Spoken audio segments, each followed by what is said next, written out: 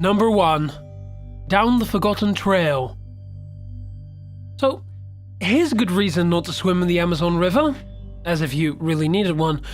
The candiru fish is only about 1 inch long, but it is feared by the natives more than almost anything else in the entire jungle. Also known as the vampire fish, the candiru feeds off of the blood of its victims. To do so, it has a long, thin body with sharp teeth that it uses to rip its way into the gills of a larger fish.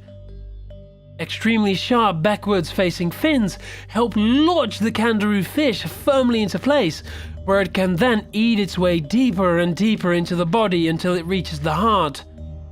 Now that sounds pretty bad, but it doesn't end there. According to Amazon legend, sometimes the candiru makes a mistake and swims up a person's urethra instead. In 1930, a fish specialist named Eugene Willis Guyer published a paper in the American Journal of Surgery all about this strange phenomenon. Apparently, many local Amazon villagers spoke of a dangerous fish that was known to zip straight up the private parts of both men and women alike. It was the reason why many men made a tradition of tying a rope around their genitals before going in the water. If one of these fish got inside of them, the report said the only method of removal was amputation. Of course, there was no way to actually verify these stories back then, and so they were largely written off as myth over time. Scientists tried to recreate the scenario with various experiments, but they found candiru were in no way attracted to the scent of urine or any other similar claims. Try as they might, they just couldn't replicate the story. But then, in 1997, one poor man said he experienced the candiru fish himself. The local doctor who removed it from him backs up his story by providing some interesting supporting evidence. This man lived deep in the Amazon at the time. He was minding his own business and urinated in the water one day like usual. In those few seconds, he felt a sharp sting in his groin, followed by an explosive pain. A candiru fish had rushed into his urethra and was burrowing itself deeper inside by the minute. It took the poor man 4 days to travel from his remote location to the nearest city doctor. By then, he was in complete and total agony. As the doctor puts it, his bladder and genitals were extremely swollen, he was bleeding, and he had a bad fever. For days, the candiru fish had been trying to drill a hole straight through his private parts so that it could make an escape out of his rectum. The doctor used a special endoscope to go up the man's urethra and extract the fish. This surgical instrument has a camera mounted on it, and the 4-minute video it produced is legendary. If this video is to be believed, then this is the first piece of physical evidence suggesting that Amazon's most horrible legend is actually true. Number 2. You've probably been wondering where all the snakes have been on this list. Well, truth is, you can go ahead and forget about every other snake you've ever known. The Titanoboa is the granddaddy of them all. Part Titan, part boa. Titanoboa. The first Titanoboa fossil was discovered in a Colombian coal mine in 2009. The giant snake was believed to have lived around 60 million years ago, when the area was little more than a swampy jungle where only the largest creatures survived. Weighing more than 2,500 pounds and measuring over 40 feet long, the Titanoboa is the largest snake to have ever existed. It could eat anything it wanted to. Even aquatic life was no problem because, guess what? Titanoboas were excellent swimmers. Words really can't describe how massive this reptile was, especially compared to today's wimpy version of snakes. If the Titanoboa were alive today, it would come up to the waist of a full-grown man. That's not too bad for a creature with no legs. Number 3. I see you. There are a lot of strange parasites living in Africa, but the Loa Loa worm has to be one of the worst. You get the Loa Loa worm from the simple bite of a black fly, where they go on to multiply inside of your connective tissue. Female worms can make thousands of microscopic larvae inside of you every day. These larvae slowly push their way into your lungs and emerge into the bloodstream, where they can be sucked up by a fly and start the process all over again. This feels about as good as it sounds. They can survive inside of the body for up to 17 years. As they travel all around beneath your skin, it causes raised, itchy bumps called calabar swellings. Oh, one other thing. The lower worm doesn't have the greatest sense of direction, so sometimes it gets lost in the strangest of places. As such, it's not uncommon to find these worms squirming under the surface of your eye. Number 4. Sea dinos.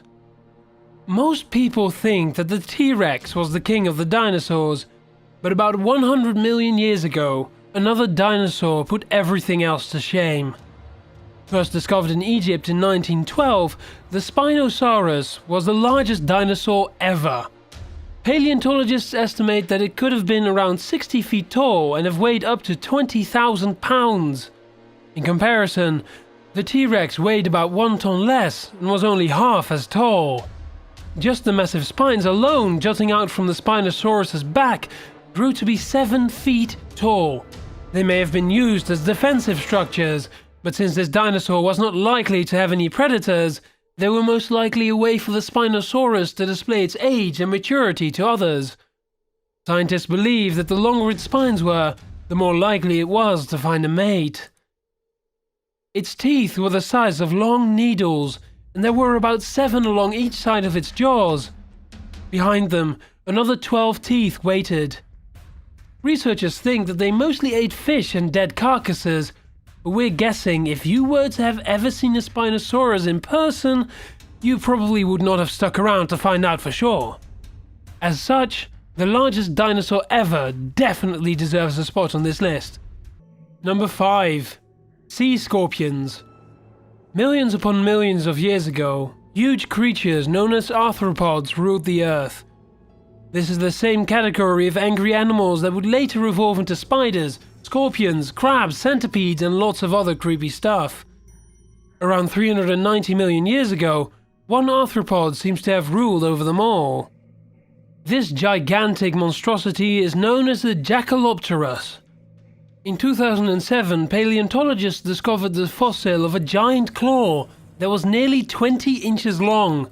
By their calculations, the Jaekelopterus was almost 12 feet long and dominated the ocean.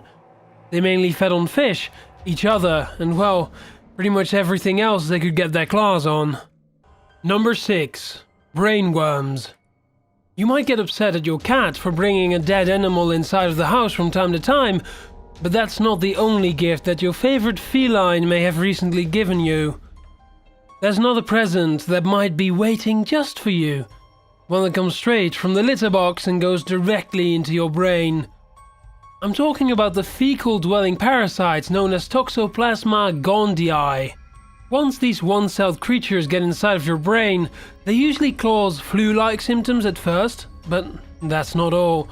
They can also seriously damage your eyesight along with virtually any other organ. Fortunately, most people have an immune system that is strong enough to beat these worms within a day or even within an hour, but at the same time, there have been plenty of people who have gone from feeling perfectly fine one day to having serious, lifelong complications in the next. As if the physical symptoms weren't enough, a Czech Republic study in 1992 confirmed that these parasites cause all sorts of personality changes too. Strangely enough, what kind of changes occur all depends on if you're male or female.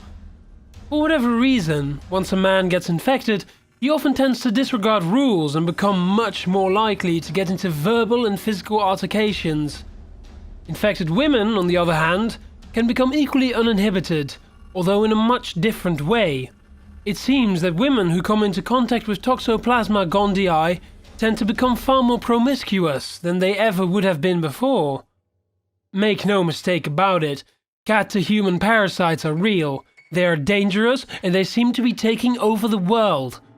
According to Oxford Journals for Clinical Infectious Diseases, 13% of the United States population carried this parasite as of 2010. Every single country in the world has tested positive for them to some degree. In certain African and Latin American countries, over 90% of the population is infected. Almost everybody. If you ever ate meat that is tainted or undercooked, drank water that was dirty, or if you don't properly wash your hands after handling cat litter, then you have already put yourself at risk. Number 7. Devoured by sloth bears. Despite their name, sloth bears have absolutely no relation to sloths.